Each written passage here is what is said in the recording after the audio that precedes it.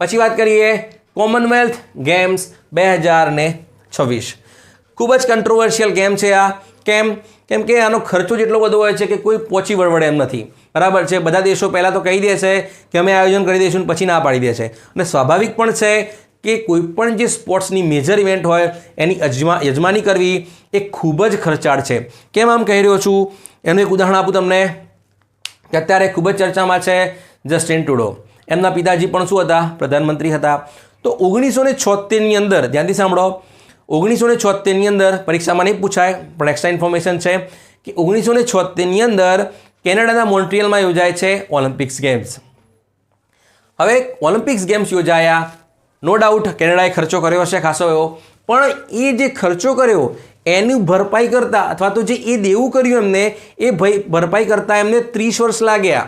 Just imagine that. એટલે Olympic કંઈ નાની મોટી વાત, નાની સમજી વાત નથી, ખૂબ જ મોટી મેજર ઇવેન્ટ છે, બરાબર. દુનિયાની પ્રતિષ્ઠિત ગેમ છે, એટલા માટે ખૂબ જ ખર્ચો મોંઘો હોય છે, બરાબર છે. જેની હવે આપણે યજમાની કરવાની છે 2036ની અંદર. ક્યાં કરીશું આપણે? અમદાવાદના જ આંગણે કરવાની છે. ઓકે, ચલો બેક ટુ ટોપિક આવી જઈએ.